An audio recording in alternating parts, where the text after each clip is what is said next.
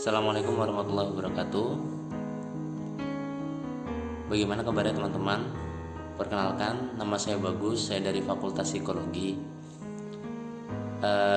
Pada video ini saya akan menjelaskan tentang kemuhammadiyahan. Jadi sebelum pembuatan video ini, saya telah mewawancarai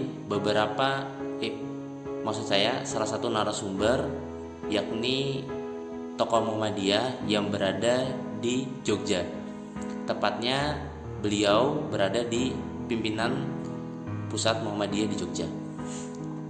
Dari hasil wawancara yang saya lakukan, jadi ada beberapa poin yang saya dapatkan yang saya ingin bagikan kepada teman-teman supaya kita sama-sama belajar apa sih itu Muhammadiyah, bagaimana sejarah Muhammadiyah, apa saja tantangan Muhammadiyah dulunya dan sekarang ini.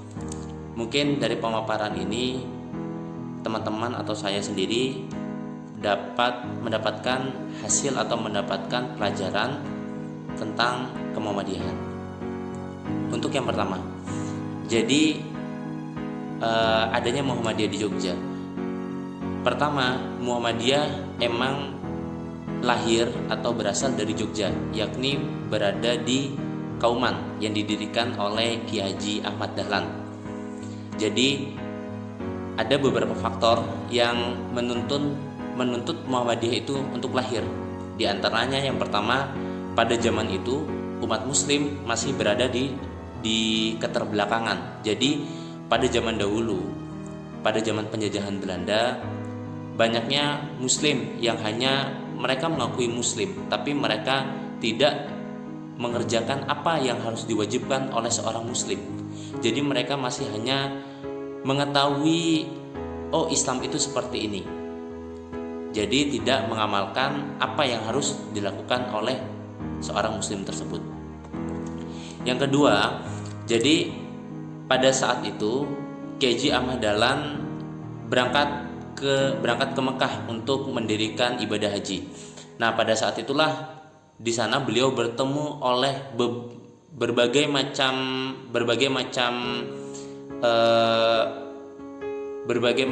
menimba ilmu kepada ustadz atau menimba ilmu kepada orang-orang yang beliau ingin mintain ilmu atau bisa dibilang sebagai guru beliau. Di antaranya ada Rosyid Ridho dan lain sebagainya. Jadi pada saat beliau belajar di Mekah, beliau banyak belajar mengenai hukum fikih, tentang bagaimana tantangan Islam ke depannya, perkembangan zaman Islam ke depannya, apa yang harus dilakukan. Beliau banyak belajar di sana. Setelah beliau pergi dari hajinya, tepatnya beliau balik ke Jogja untuk menetap di Jogja tersebut dan menyebarkan dakwah di Jogja. Nah, disinilah awal berdirinya. Jadi saat ayah beliau wafat, Ki Haji Ahmad Dahlan melihat bahwasannya di Jogja ini harus ada yang diluruskan, entah itu melalui tauhidnya, tentang pemahamannya, tentang kepercayaannya. Jadi banyak yang harus diluruskan. Mereka hanya melaksanakan kewajiban sebagai seorang muslim, tapi mereka minim pengetahuan tentang apa yang harus dilakukan sebagai seorang muslim. Salah satunya yang diluruskan oleh Ki Haji Ahmad Dahlan diantaranya yaitu kiblat. Jadi kiblat saat itu masih condong ke arah yang salah, karena untuk meluruskan kiblat banyak faktor yang harus dipertimbangkan, banyak ilmu yang harus dipelajari. Pada saat itulah karena Ki Haji Ahmad Dahlan telah belajar di Mekah di sana, beliau kembali ke Jogja dan beliau berhasil untuk meluruskan arah kiblat di Jogja di sana. Adapun lainnya terkait selain kiblat tersebut, ada juga yang diluruskan, diantaranya yaitu pendidikan, terus kepercayaan, dan ada juga tentang peribadahan. Menariknya, Muhammadiyah sendiri itu berawal dari sekolah, yaitu dari pendidikan. Tepatnya pada tahun 1911. Jadi waktu itu sebelum Muhammadiyah ini dikatakan menjadi suatu organisasi, jadi Muhammadiyah KJ Ahmad Dahlan telah mendirikan Madrasah Ibtidaiyah sebagai permulaan pendidikan untuk berdakwah mengenai Islam tersebut. Jadi bisa dikatakan di sini Jogja inilah sebagai awal lahirnya Muhammadiyah dan sebagai pencetus utama pergerakan Muhammadiyah tersebut. Di Jogja ini memiliki banyak nilai-nilai kemuhammadiyahan yang tidak hilang karena asas yang dibangun di Jogja dan banyaknya faktor-faktor pendukung seperti pendidikan yang besar. Jadi kan jika kita melihat atau meninjau sekarang, di Jogja merupakan bisa dibilang sebagai kota pelajar atau banyaknya pendidikan-pendidikan yang berdiri di Jogja tersebut.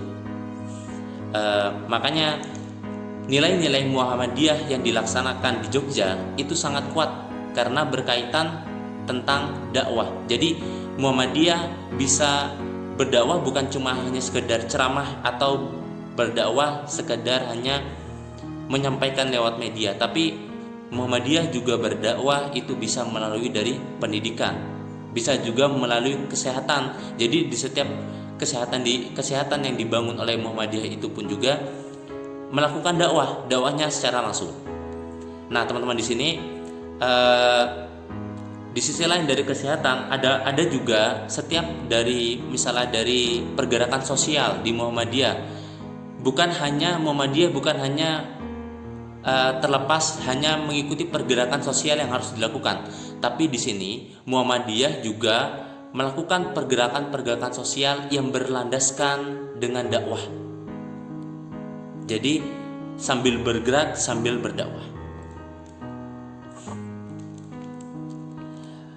Makanya di sini Jogja juga bisa dibilang sebagai pilar utama pergerakan Muhammadiyah karena meninjau dari lahirnya pertama kali Muhammadiyah itu adalah di Jogja. Terus terlepas dari itu semua, Muhammadiyah itu juga lahir dari waktu itu dari tentang mengenai masalah ekonomi umat.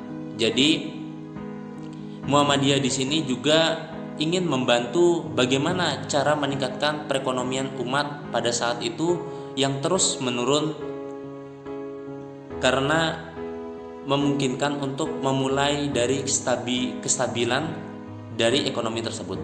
Makanya Muhammadiyah di sini bisa dibilang sebagai pembantu juga untuk menstabilkan ekonomi umat. Di antaranya di sini teman-teman yang menariknya, Muhammadiyah sendiri juga dari baiknya manajemen ekonomi di Muhammadiyah juga mendapatkan terbaik, jadi lazismu terbaik di seluruh Indonesia, yaitu karena perekonomian dan manajemen perekonomian yang baik untuk umat. Nah, terkait dari sejarah yang tadi yang kita bicarakan, adapun dakwah sekarang teman-teman. Jadi dakwah, bagaimana sih dakwah di Muhammadiyah itu? Nah, dakwah Muhammadiyah sendiri perbedaan yang signifikan dari zaman dulu sampai zaman sekarang. Kalau kita ketahui bahwasanya di zaman dahulu banyak Muhammadiyah masih melakukan pergerakan dakwah yang berlandaskan dengan Al-Quran dan hadis. Memang sekarang banyak perubahan, tapi tidak merubah landasan dasar seperti Al-Quran dan hadis. Bukan dirubah total, tapi hanya diperbarui untuk mengikuti dakwah di zaman sekarang. Karena adanya dakwah itu adalah likuli zaman wa likuli makan. Dan di setiap zaman dan di setiap tempat kita harus menyesuaikan dakwah yang kita terapkan di sana. Contohnya, pada zaman sekarang yang bergerak banyaknya di bidang media. Nah, jadi sekarang dakwah yang signifikan yang dipaparkan oleh beliau juga yakni tentang dakwah di bidang media. Bagaimana Muhammadiyah juga memiliki media, itu Suara Muhammadiyah, yang banyak yang bisa kita akses dimanapun itu. Nah, terlepas dari dakwah itu juga, Muhammadiyah berdakwah bukan hanya melewati ceramah-ceramah saja, ceramah-ceramah lewat media, tapi yang tadi sudah saya sampaikan, bisa melewati pendidikan saat mengajar contohnya. Jadi saat mengajar kita memberikan nilai-nilai positif, kita memberikan pemahaman-pemahaman yang pemahaman yang akurat yang berlandaskan dari Al-Qur'an dan Al-Hadis. Jika kita sudah yang tadi sudah saya bahas mengenai tentang apa sih perbedaan dari perbedaan signifikan dari berdakwah di zaman dulu dan zaman sekarang. Nah, kalau sekarang ini teman-teman, apa sih tantangan berdakwah di Muhammadiyah sekarang? Pasti teman-teman juga penasaran kan? Di sini tantangan berdakwah di zaman sekarang, kalau yang kita lihat dakwahnya saja sudah melalui media. Jadi yang harus kita luruskan adalah bagaimana pemahaman literasi masyarakat yang kurang baik. Jadi banyaknya masyarakat yang hanya cuma membaca tetapi tidak memahami dari mana sumber yang mereka dapatkan. Makanya banyaknya tersebarnya berita-berita bohong atau kita bisa dibilang dengan hoax. Nah, inilah tantangan Muhammadiyah untuk bagaimana bisa menyampaikan dakwahnya agar masyarakat yang ingin mendapatkan informasi yang akurat, ingin yang mendapatkan pemahaman yang baik, bisa mempraktekannya, bukan memperpecah belah karena hoax yang ditimbulkan di berbagai macam media. Nah, masyarakat sendiri di sini seperti yang kita ketahui, masyarakat Indonesia ketika mereka sudah melihat media saat ini adalah seperti ini, berita ini adalah seperti ini, banyak yang mereka tangkap. Jadi banyak yang mereka langsung ambil tanpa mengelola ini dari mana, ini dari siapa, kebenarannya seperti apa. Jadi banyak yang at-taqlid, kalau bisa dibilang at-taqlid bighairil huda. Jadi mengikuti tanpa melihat petunjuk, ini dari mana sih? Seperti itu teman-teman. Nah, Muhammadiyah di sini jadi berlandaskan dengan dakwahnya harus dengan hikmah dan hasanah. Nah, adapun yang Muhammadiyah sendiri bantu, mereka juga sudah menciptakan fikih Muhammadiyah yang bisa kita akses lewat media sosial. Nah, di situ teman-teman bisa melihat saat ada berita atau saat ada tentang kepercayaan atau peribadahan yang menyeleweng, yang menurut teman-teman ragu, teman-teman bisa mengakses terlebih dahulu. Jadi teman-teman harus melihat apa sih yang benar, apa sih yang terbaik sekarang, apa sih yang benar-benar sesuai dengan landasan Al-Quran dan Hadis. Nah, saat mereka teman-teman sudah tahu, teman-teman bisa mempraktekkannya dan teman-teman bisa melaksanakannya. Itulah tantangan Muhammadiyah di zaman sekarang.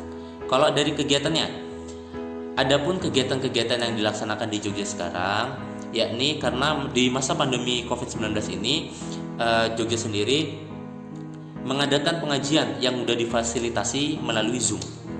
Nah, ada dari pemaparan beliau, jadi di pusat di Muhammadiyah sendiri sudah menyiapkan jauh dari pandemi ini karena mereka melihat perkembangan zaman yang semakin hari semakin modern, yakni bisa dibilang semakin zaman digital atau zaman modern.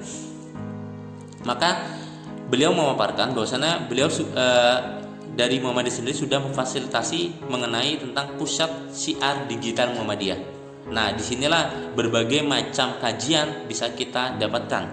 Ada kajian tarjih, ada kajian intensif yang memaparkan bagaimana tentang kaderisasi Muhammadiyah atau pembahasan-pembahasan lainnya. Nah, banyak jadi teman-teman di sini tentang kemuhammadian yang bisa kita dalami sekarang. Mungkin itu aja pemaparan yang saya sampaikan kepada teman-teman. Semoga pemaparan yang saya sampaikan bisa bermanfaat bagi saya atau bagi teman-teman semuanya. Apabila ada salahnya, saya mohon maaf. Assalamualaikum warahmatullahi wabarakatuh.